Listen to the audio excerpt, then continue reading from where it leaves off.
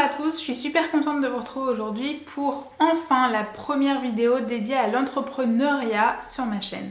Parce que oui, même si c'est pas le mot le plus beau et qu'on a beaucoup plus tendance à dire entrepreneuriat qu'entrepreneuriat, le terme exact est bien entrepreneuriat. Mais comme les habitudes ont la dent dure, m'en voulez pas si de temps en temps je laisse échapper un petit entrepreneuriat au lieu d'entrepreneuriat. Soyez sympa. Aujourd'hui, le but de cette vidéo, c'est d'essayer de vous donner des pistes et des conseils si vous êtes actuellement dans un processus de réflexion, si vous ne vous sentez pas forcément très à votre place et que l'entrepreneuriat, c'est une chose à laquelle vous avez déjà réfléchi, mais vous vous sentez très certainement un petit peu perdu face à la tonne d'informations qu'on peut trouver sur internet. Je vais essayer de déblayer tout ça. Avant toute chose, et c'est exactement ce que je disais dans ma toute première vidéo sur la chaîne, si vous ne l'avez pas vue, je vous invite à aller la voir, elle s'intitule « Soyez curieux ». Et effectivement, dans ce genre de processus, surtout si c'est une réorientation, si c'est un changement de branche professionnelle, etc., soyez curieux. D'abord vis-à-vis de vous-même. Posez-vous plein de questions sur ce que vous aimez, sur ce que vous n'aimez pas, sur les compétences que vous avez, celles que vous aimeriez acquérir, celles qui vous intéressent pas du tout. Si vous êtes encore en train de faire des études, réfléchissez à toutes les branches d'études qui sont possibles et imaginables, que ce soit des études très académiques, fac de droit, fac de médecine, fac d'économie, de psycho, de maths, je ne sais quoi. Renseignez-vous également sur les métiers dont vous entendez parler parce que bien souvent, il y a des métiers qui nous semblent inaccessibles qui au contraire sont très faciles d'accès et au final d'autres qui paraissent assez simples demandent beaucoup de travail pour y arriver. Il y a des centaines et des centaines, sûrement même des milliers, vous m'excuserez, j'ai pas compté, d'orientations, de voies d'orientation professionnelle possible. Vraiment, il y en a une multitude et en aucun cas c'est une honte d'embrasser une filière professionnelle. Si c'est quelque chose qui vous fait envie, qui vous intéresse, qui vous motive, peu importe l'image que peut avoir cette filière, c'est une filière dans laquelle vous allez apprendre techniquement un métier et en sortant de ce parcours d'études, vous aurez toutes les clés en main pour exercer votre métier. Et ça, c'est franchement pas négligeable. Justine de la chaîne Justine Porcelaine en parle très bien dans différentes de ses vidéos. J'essaierai de vous mettre les liens en barre d'infos et je vais vous mettre le lien de sa chaîne juste ici pour que vous puissiez la retrouver. Elle exerce aujourd'hui le métier de céramiste. Elle a toujours aimé faire de la poterie. Si je ne me trompe pas, elle a découvert cette activité quand elle était enfant lors d'activités extrascolaires. Et petit à petit, elle s'est passionnée pour ça et un beau jour, elle s'est dit « mais c'est vraiment ce métier-là que je veux faire, le métier de potier, de céramiste ». Et donc, arrivée en troisième, elle a voulu s'orienter dans cette filière-là, qui est donc une filière professionnelle. Et comme elle était plutôt bonne élève, il y a beaucoup de ses professeurs qui ont essayé de l'en dissuader parce que c'était du gâchis d'envoyer une bonne élève dans une filière professionnelle et que vu son niveau, il vaudrait vraiment mieux qu'elle se dirige vers un bac S ou ES. Sauf qu'elle a réussi à tenir tête à tout le monde grâce au soutien de ses parents. Et aujourd'hui, elle est chef d'entreprise, elle dirige sa propre entreprise, sa propre petite boutique, elle fait sa propre production de différentes pièces en porcelaine. Et je pense pouvoir dire, j'espère que tu ne m'en voudrais pas, Justine, si tu passes un jour sur cette vidéo, que c'est quelqu'un de très heureux.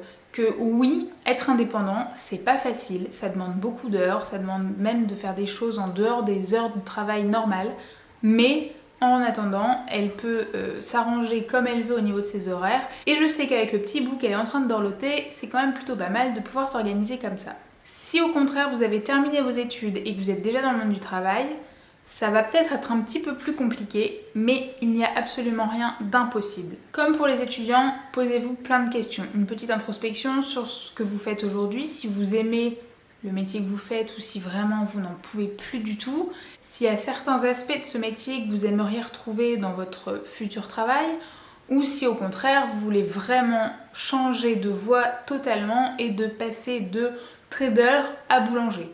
Il n'y a absolument aucun problème, mais voilà, faut vraiment que vous ayez listé avant toute chose toutes ces envies. Soyez aussi curieux, comme pour les étudiants, des métiers qui vous entourent, notamment si vous êtes déjà en entreprise, vous pouvez avoir accès à tous les autres métiers de tous vos collègues. Vous pouvez très bien aller directement leur poser des questions sur ce qu'ils font, quel type d'études ils ont faites, comment s'organise leur journée, etc. Ça pourra vous donner une idée si ce métier ou tel autre métier peut vous intéresser. Par exemple, lors d'une de mes expériences professionnelles passées, j'ai découvert le métier de couturière.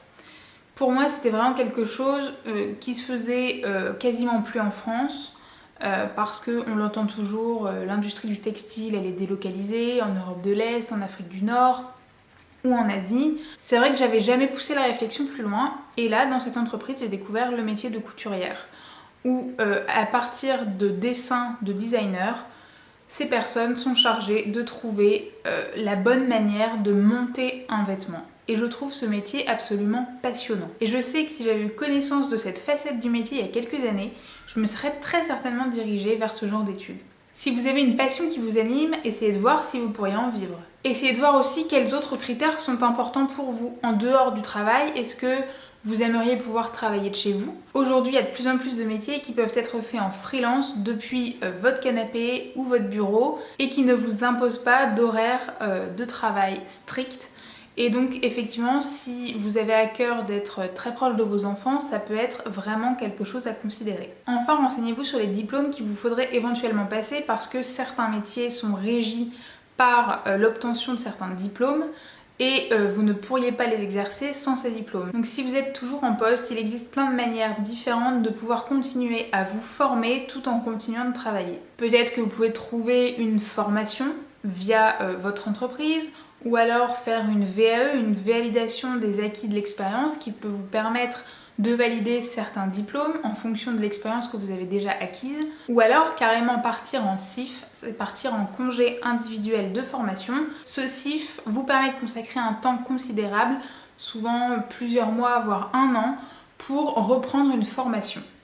Évidemment, il y a plein de conditions d'attribution, ça faut vraiment que vous vous renseigniez auprès de vos entreprises directement, mais il y a vraiment beaucoup de possibilités pour vous former. Toujours est-il que si vous êtes réellement curieux et que vous faites de véritables recherches, vous trouverez les réponses à la grande majorité de vos questions. Enfin, si vous êtes actuellement au chômage, ce qui était mon cas quand j'ai commencé à réfléchir à l'idée de créer une entreprise, prenez contact avec Pôle emploi. Ils ont mis en place différents dispositifs, différentes aides, suivi, formation, je ne sais pas comment on peut vraiment appeler ça, pour vous aider, vous guider, essayer de trouver une idée, ou si vous avez déjà votre idée, essayez de vous guider dans les premiers pas pour créer votre entreprise. Pôle emploi pourra également vous fournir des noms d'organismes vraiment spécialisés dans la création d'entreprises qui seront peut-être un petit peu plus à même de vous guider et vers lesquels vous pourrez vous tourner bien évidemment. J'ai d'ailleurs prévu de faire une vidéo sur une prestation que j'ai suivie grâce à Pôle emploi qui s'appelle Active Créa, pour un petit peu vous expliquer ce qui moi m'a paru intéressant ou m'a pas paru intéressant, comment je l'ai ressenti, parce que quand j'ai moi-même cherché des infos à ce sujet, j'en ai trouvé assez peu, mis à part la plaquette officielle de Pôle emploi, donc je me dis que ça pourrait sûrement en intéresser quelques-uns. Au final, que vous soyez étudiant, en poste ou alors au chômage, je vous conseille vraiment de poser à l'écrit toutes les réponses que vous avez trouvées et toutes les choses que vous avez envie ou pas envie de faire, les métiers qui vous intéressent, ceux qui vous intéressent pas, les compétences que vous avez, celles que vous n'avez pas, les diplômes que vous avez, ceux auxquels vous pourriez prétendre. Posez ça à l'écrit, ça va vous servir de base pour la suite. Si vous n'avez pas d'idée précise d'entreprise, de business, d'idées globales, de dire oh, j'aimerais bien créer des bijoux, devenir boulanger, créer du contenu sur internet pour d'autres personnes, c'est pas du tout un problème, c'est pas du tout un frein. Au contraire, il y a aussi des personnes qui peuvent être là pour vous aider à trouver des idées en fonction de vos aspirations, de ce que vous aimez ou pas, et aussi de la manière dont vous avez envie d'exercer votre métier. Si vous n'avez pas d'idée précise de métier à exercer, je vous conseille de noter peut-être la philosophie dans laquelle vous voyez bien vous inscrire ce métier, les lieux sur lesquels vous aimeriez l'exercer. Si aujourd'hui vous êtes à la campagne et que vous rêvez de faire une activité en bord de mer, ça va impliquer un déménagement, etc. Donc c'est bien de le savoir. des horaires? Est-ce qu'il y a des choses assez contraignantes pour vous? Est-ce que votre vie est très rythmée ou alors vous pouvez vraiment vous permettre de travailler n'importe quand? Est-ce que vous avez envie de travailler de chez vous ou alors c'est vraiment pas envisageable pour vous? Vraiment notez tous ces aspects-là de votre futur travail qui au final ne sont pas du tout corrélés à un projet précis mais qui va vous permettre de décrire au mieux ce projet. Alors j'ai un exemple absolument absurde qui me vient en tête, mais si vous avez à tout prix envie de pouvoir travailler de chez vous parce que vous avez des enfants et vous avez envie de vous en occuper, clairement, devenir boulanger, je pense pas que ce soit le meilleur des projets à envisager. Oui, cet exemple est stupide, je vous avais prévenu. Mais c'est pour vous montrer qu'il n'y a pas que l'idée future d'un projet qui peut vous amener à cette réflexion, il y a aussi l'idée de comment vous voyez, comment vous voyez votre vie dans le futur. Et au contraire, si vous avez un projet précis en tête, n'hésitez pas à le détailler au maximum. Ça peut faire 10-15 pages, c'est pas grave. Notez toutes les idées que vous avez. C'est ça qui va vous permettre de définir le caractère unique ou innovant ou différent des autres projets du même type. Je sais pas, vous voulez peut-être ouvrir un café. En quoi ce café va être très différent des autres? Ou alors au contraire, est-ce qu'il va être à peu près similaire mais vous avez envie de faire des prix très bas, très attractifs? Ou alors similaire aux autres mais vraiment de vendre des produits d'exception, des cafés très rares et dans ce cas-là la tasse de café sera sûrement un peu plus chère qu'à côté mais vous allez faire venir chez vous des connaisseurs, des gens qui ont peut-être envie de mettre un petit peu plus cher dans votre café mais de déguster un excellent café. Donc pour récapituler, n'hésitez pas à faire beaucoup de recherches, à être très curieux, à poser des questions à votre entourage sur le métier qu'ils exercent, comment ils l'exercent, quelles études ils ont faites, etc. N'hésitez pas à vous faire une petite introspection, vraiment à définir ce qui vous motive, si vous avez une passion ou pas, à noter tous les critères qui seraient importants pour vous, comme je le disais, travailler à la maison, avoir des horaires hyper flexibles, ou alors si vraiment travailler à l'extérieur de chez vous est un critère indispensable, notez tout ça. Parce que ça va vous servir à construire votre projet. Voilà pour les prémices d'un projet entrepreneurial. Si vous avez des questions, n'hésitez pas à me les poser en commentaire. J'essaierai d'y répondre au mieux, peut-être en éclairant aussi en fonction de mon vécu, si jamais ça correspond. Je serais vraiment contente de pouvoir vous aider. Si cette vidéo vous a plu, n'hésitez pas à me laisser un petit pouce bleu, à la partager et surtout à vous abonner si ce n'est pas encore fait. Et je vous retrouve la semaine prochaine pour une prochaine vidéo.